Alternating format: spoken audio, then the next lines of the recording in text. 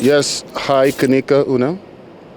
J'ai une femme arménienne, mais elle n'est pas d'Arménie. Elle est arménienne d'Iran. Ganatim Hayastan, Harsini Kamar.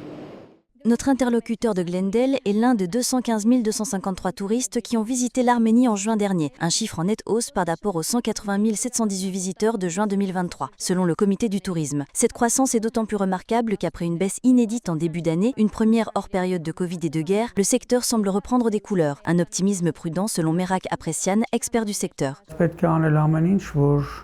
Nous devons tout faire pour que cette tendance se maintienne, car en raison de plusieurs facteurs, nous n'avons malheureusement pas encore de croissance stable, du moins pour cette année 2024 et le début de 2025. De janvier à juin 2025, la majorité des touristes sont venus de Russie, près de 37%, de Géorgie, 14,5% et d'Iran, 8,5%. Mais attirer les voyageurs occidentaux reste un défi.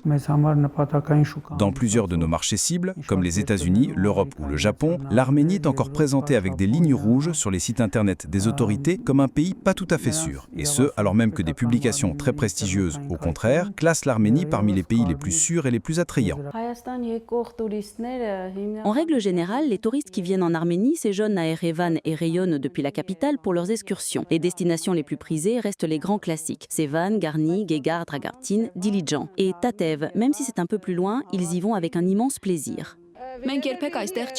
Nous n'étions jamais venus ici, mais nous en avions beaucoup entendu parler, car c'est l'un des plus anciens pays du monde. C'est pour ça qu'on a décidé de venir. On est ici depuis seulement 2 jours, mais j'ai adoré la place de la République. Le mémorial du génocide arménien était incroyable. Le musée, parfait. Tout était très bien expliqué. C'était très émouvant. Et la ville est magnifique. Nous avons aussi vu la statue de Mère Arménie et la cathédrale Saint-Grégoire l'Illuminateur.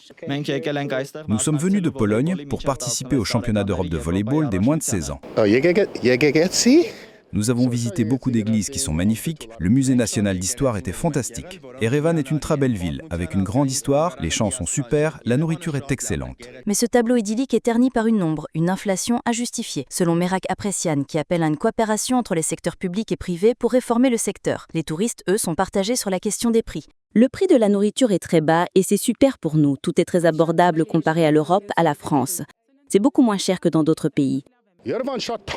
Erevan est très cher. Je ne mens pas, d'accord, mais dès que tu sors un peu de la ville, c'est très abordable. Il y a des endroits bon marché, mais oui, beaucoup de prix sont proches de ceux de Glendale. Mais je comprends, c'est une zone touristique. Ce qui est intéressant, c'est qu'au même endroit, on peut trouver des choses très chères et très bon marché. Et toutes ces voitures me rendent perplexe. Il y a beaucoup de Rolls-Royce en Arménie. Je ne comprends pas pourquoi, mais passons. Les gens comparent et trouvent des prix parfois plus élevés, parfois plus bas qu'en Europe. Mais le plus important, c'est que nous devons tout faire pour être compétitifs. Nos prix doivent être compétitifs, pas forcément bon marché ou chers. Le dernier paradoxe, alors que les étrangers affluent, les Arméniens, eux, semblent de plus en plus nombreux à vouloir passer leurs vacances à l'étranger. Aujourd'hui, les gens sont plus tournés vers le tourisme sortant, car depuis l'arrivée des compagnies low-cost en Arménie, les prix des vols sont devenus très abordables. Ce qui était inaccessible ou irréel pour beaucoup de gens est aujourd'hui devenu très accessible. Mais selon Merak Apresian, cette tendance ne se fait pas au détriment du tourisme intérieur, qui bat tous les records.